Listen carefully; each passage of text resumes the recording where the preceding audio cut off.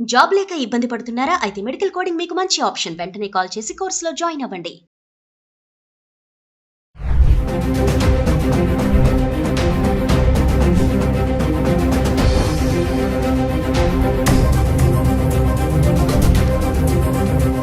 నమస్తే, welcome back to Suman TV. ప్రస్తుతం మనతో పాటు ఉన్నారు analyst, TEDx speaker, legendary award winner in real estate doctor Nandi Rameshwar Rao గారు. సార్తో మాట్లాడదాం. నమస్తే సార్. సార్, ట్రంప్ మనం చాలా వీడియోస్ చేస్తూనే ఉన్నాం. ఇప్పుడు రీసెంట్గా చూసుకుంటే H1B వీసా రూల్స్లో మార్పులు చేర్పులు జరుగుతున్నాయి. ఇంకా డిపెండెంట్ వీసా ఎవరైతే ఉన్నారో వాళ్ళకి కొంచెం టెన్షన్ అని చెప్పేసి అంటున్నారు. డిపెండెంట్ వీసా ఉన్న వాళ్ళు మరి రెన్యువల్ చేసుకోకపోయినా వచ్చే ప్రమాదాలు ఏముంటాయంటారు ఒకసారి? ట్రంప్ వచ్చిన దగ్గర నుండి చాలా మందికి గుండెల్లో రైలు పడరు. ఇంతవరకు ఇండియాకి పరిగెట్టి ఇప్పుడు అమెరికా వరకు కూడా పరిగెడతారు. ఎందుకంటే ఆయన ప్రెసిడెంట్ అయ్యి దాదాపు 2 నెలలు hours, I think 20 correct 2 months అనుకుంటా. 21 ఇవాళ 21 కదా. So 2 months correct time set అయింది. ఈ 2 months లో కొన్ని అలజడులు బాగా క్రియేట్ చేశాడు. ఏంటంటే మనం చెప్పుకుంటూ వచ్చి ఒకసారి రిపీట్ చేయడానికి, బర్త్ టూరిజం మార్చాడు, వీసా ప్రొసీజర్ మార్చాడు, లాటరీ సిస్టమ్ మార్చాడు, పార్ట్ టైం జాబ్స్ మార్చారు, ఇల్లీగల్ అది మాత్రం పాజిటివ్ గా తీసాడు. ఆ పాయింట్ వరకు ఇల్లీగల్ ఇమిగ్రెంట్స్ ని తీసేయడం కరెక్ట్. ఎందుకంటే ఆయన ఓట్లు గెలిచిందే ఆ పేరు చెప్పి చేశారు. మేము ఇల్లీగల్ బయట వాళ్ళని పంపించేస్తాం, ఎవరైతే క్వాలిఫైడ్ కదా, ఎవరైతే స్కిల్డ్ లేరో వాళ్ళని పంపించేస్తాం, ఆ ఓట్లో ముందే చెప్పాడు ఆయన. సో అది ఆయన కంట్రీ కోసం ఆయన స్వార్థం ఉన్నట్టు తప్పలేదు. మిగతా కొన్ని డిస్టర్బెన్స్ ఉన్నా ఈ ఇల్లీగల్ ఇమిగ్రెంట్స్ అనేది ఏం చేశారంటే దానికి సపరేట్ ఆయన ఏమంటున్నాడు, మన వాళ్ళకంట ఇతర దేశస్తులు ఎస్పెషల్లీ ఇండియా వాళ్ళు బాగా ఎక్కువ సంపాదించి మంచి పొజిషన్స్ ఆక్యుపై చేస్తున్నారు, సీనియర్ పొజిషన్స్. బిజినెస్లో కూడా కన్సల్టెంట్స్ కూడా మన దగ్గర మన వాళ్ళు ఎక్కువ అరేంజ్ చేయారు. రెస్టారెంట్స్ కానీ, హోటల్స్ కానీ, మిగతా హాస్పిటల్స్ కానీ, ఇంజనీరింగ్ ఇన్స్టిట్యూట్ కానీ, అందరూ కూడా అమెరికన్స్ కంటే మనం బాగా పోయింది. Because our IQ level is very good compare to other literacy in India. North ఇప్పుడు వెళ్తున్నాను నేను, బీహారు, యూపీ చూస్తే లిటరసీ ఉంటుంది అక్కడ 5-10% ఉంటే ఎక్కువ. మనం 90% లిటరసీ ఉంది ఎక్స్ట్రా విలేజ్లు బట్టి తీస్తే.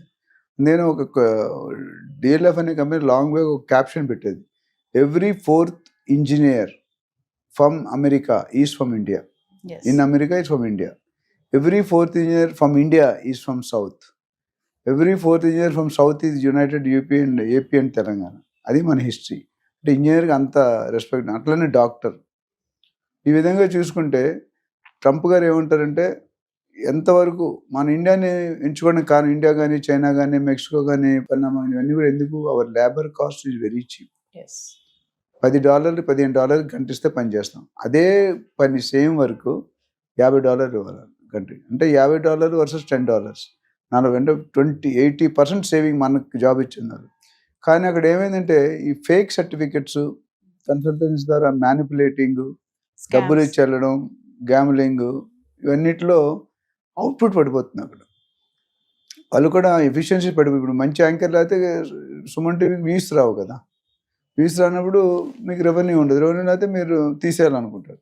అదే మీరు మంచిగా చేస్తుంటే మీకు ఇంకా అప్రిషియేట్ చేసి ప్రమోషన్ ఇచ్చి ఇంక్రిమెంట్ ఇస్తారు. అక్కడ కూడా అదేమంటే ఈ బయటకు వచ్చింది. దాంతోపాటు మన ఎలాన్ మస్క్ మెయిన్ రీజన్, ఆయన ఉన్న వాళ్ళందరూ H1B వీసాల్లోనే ఉన్నారు. ఆయనకి పవర్స్ ఇచ్చిన తర్వాత మామూలు ఏమీ లేకుండా ఆయన ఇరగొడతారు, చింపేస్తాడు మొత్తం. ఇప్పుడు పవర్ డోజ్ అనే డిపార్ట్మెంట్ మొత్తం ఆయన చేతిలో ఉంది. రామస్వామి పక్కకి వెళ్ళిపోయాడు, వేరే గవర్నర్ ఏదో దానికి పంపించారు. సో ఈయన ఇప్పుడు ఈయన ఏం చెప్తే తానా అంటే తందానా అనాలి ట్రంప్. ఎందుకంటే ఈయన ఎలక్షన్, ఈయన క్యాంపెయిన్ వల్లే ఆయన పెరిగాడు. సో అక్కడ ఇద్దరికి కొద్దిగా వచ్చి క్లాష్ అనే కాంప్రమైజ్ అవుతున్నారు.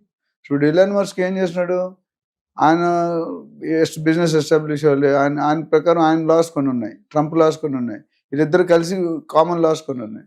ఇప్పుడు ఏమవుతుందంటే డిపెండెన్సీలో జనరల్గా అంత ముందు ఏమైందంటే, తల్లి తండ్రి అక్కడ ఉండి పిల్లలు అక్కడ పుడితే 21 years వరకు డిపెండ్ ఉంటాడు. తర్వాత స్టూడెంట్ వీసా వచ్చేస్తుంది.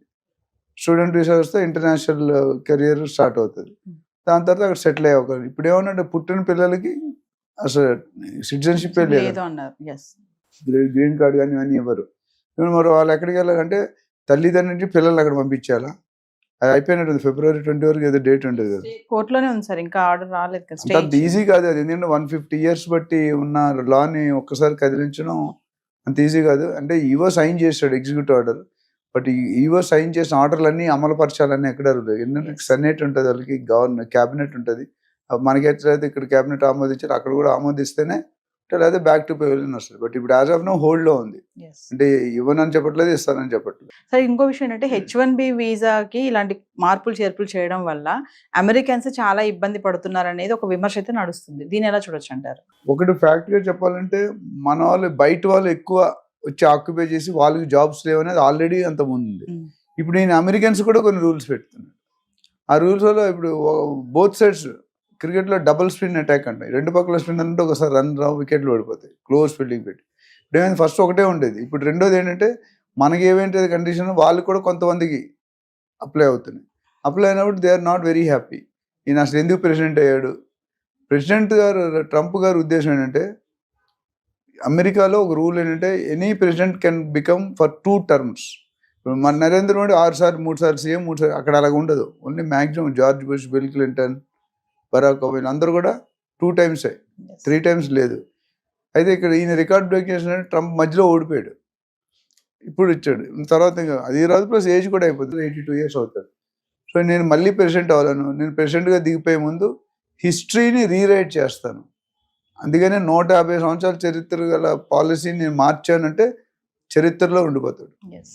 చాలామంది నేను ఒకసారి చెప్తుంటాను మీటింగ్స్లో, మీరు చదువుకున్న స్కూల్కి కానీ కాలేజీకి కానీ మీరు ఎప్పుడైతే చీఫ్ గెస్ట్కి వెళ్తారో ఆ రోజు మీరు ఆనందంగా ఉంటారు.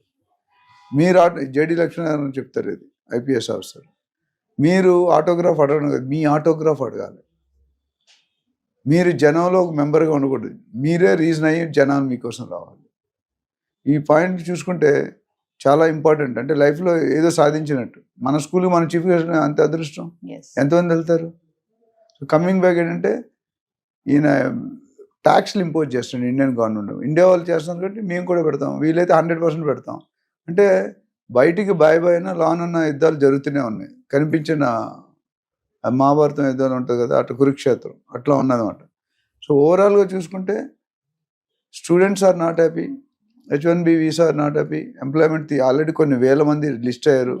లాస్ట్ టైం 18,000 కొంతమంది వచ్చేసారు, ఇంకా కొంతమంది వస్తున్నారు. రానున్న రోజుల్లో లాస్ట్ టైం మాట్లాడుకున్న 54 లక్షల్లో 18 లక్షలు ఇల్లీగల్ ఇమిగ్రెంట్స్, చదువు లేకుండా, స్కిల్ లేకుండా, నాలెడ్జ్ లేకుండా, ఫేక్ సర్టిఫికేట్స్ పెట్టి. అది చేయకూడదు. నాకు ఇప్పుడు ఇండియా కూడా ఒప్పుకుంది తీసుకోండి, ఎందుకంటే జెన్యూన్ రీజన్ చెప్తున్నాడు ఆయన. ఆయన కొద్ది క్రాక్, కొద్ది నాటి అయినా ఆయన దేశం కోసం ఆయన కష్టపడంలో ఎటువంటి తప్పు లేదు. అయితే ఈయన తీసుకున్న యుఎస్లో ఎకానమీ బట్టి మిగతా కంట్రీల ఎకానమీ డిపెండ్ అయి ఉంటుంది. ఇప్పుడు చాలా మంది ఏమన్నారు, ఇంకా ఇలా జాబులు తీసుకుంటూ పోతే నెక్స్ట్ పరిస్థితి ఏంటి?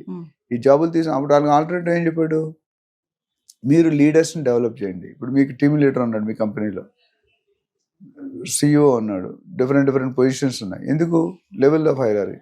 అట్లా అక్కడ కూడా లెవెల్ ఆఫ్ హైరార్కీ కొంతమంది లీడర్స్ని అపాయింట్ చేసి డైరెక్టర్గా వాళ్ళని ఇండియన్స్ బయట ఆ పొజిషన్ భర్తీ చేయడానికి మీరు టీం డెవలప్ చేసి ట్రైన్ చేయండి అంటున్నాడు.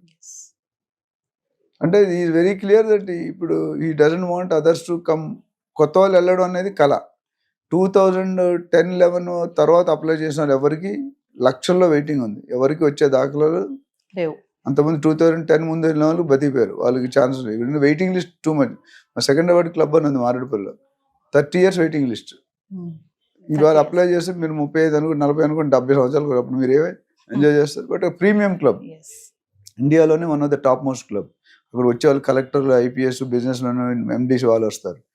సో ఓవరాల్గా చూసుకుంటే ఇది ఇంపాక్ట్ అనేది కొద్దిగా పడుతుంది. ఎందుకంటే ఇప్పుడు ఆల్రెడీ US ఎంప్లాయ్మెంట్ తిరిగి వచ్చిన వాళ్ళు, కొంతమంది స్టూడెంట్ వీసాలో మనం లాస్ట్ టైం అడుగుతాం OPT, అందులో రూల్స్ మార్చాడు, లాటరీ సిస్టమ్ రూల్ మార్చాడు, వీసా రూల్ మార్చాడు, ప్రొసీజర్ మార్చారు, ప్రీమియము, నార్మల్, ఆర్డినరీ.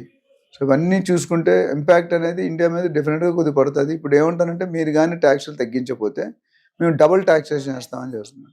అట్లానే ఇప్పుడు పెట్రోల్ కానీ, డీజిల్ కానీ, ఆయిల్ ఇవన్నీ కూడా మిగతా దేశం ఏవైతే వాళ్ళు ఇంపోర్ట్ చేసుకుంటున్నారో అది కూడా ఇక్కడ డెవలప్ చేయమన్నాడు. అమెరికాలోనే డెవలప్ చేయడం వాళ్ళు తీసుకున్నాం. డెసిషన్స్ అన్ని ఎట్లా ఉన్నాయంటే కొద్దిగా హార్ష్గానే ఉన్నాయి. సో ఎంతవరకు దారితీస్తుందో మనకు తెలియదు. ఏదేమైనా సార్, ట్రంప్ వచ్చిన 2 నెలల్లోనే చాలా ఆయన పరిపాలన ఏం సరిగా లేదు అని చెప్పేసి అమెరికన్స్ నుంచి కూడా ఒక విమర్శ అయితే నడుస్తుంది. దాన్ని ఎలా చూడొచ్చు అంటారు? ఇప్పుడు అది నేను 100% అగ్రీ అవును. ఒక గవర్నమెంట్ వచ్చినప్పుడు అపోజిషన్ ఎన్నైనా చెప్తారు. ఇప్పుడు మీ ఛానల్సే కొన్ని ఉన్నాయి, పేర్లు చెప్పాం. కొన్ని ఛానల్స్ బీజేపీకి సపోర్ట్ చేస్తాయి, కొన్ని ఛానల్స్ కాంగ్రెస్ సపోర్ట్ చేస్తాయి, కొన్ని ఛానల్ వైసీపీ, ఏదో ఉన్నాయి. సో ఫర్ ప్రో అండ్ రెండు పక్కల వయసు వరుస ఉంది. కొంత అయితే మార్కెట్లో వచ్చే నడుస్తుంది వాస్తవమే. బట్ కొన్ని మంచి పనులు ఎవరు చెప్పట్లేదు కదా, ఓన్లీ చెడ్డ పనులు చదువు. అమెరికా అంటే ఇంతవరకు ఇతర దేశాల మీద యాక్షన్ తీసుకున్నాడు, ఇప్పుడు ఏంది అమెరికన్స్ మీద కూడా యాక్షన్ బౌన్స్ బ్యాక్ అవుతున్నారు. సో దానివల్ల it's not a good sign. But maybe నీకు తెలిసి ఒక 6-7 నెలలు పరిస్థితి అయితే అటైనా వెళ్తుంది, లేదా ఇటైనా వెళ్తుంది. ఇటు వెళ్తే బాగుపడతారు, అటు వెళ్తే కొద్దిగా లేకపోతే. You have to wait and watch. Thank you sir. Thank you.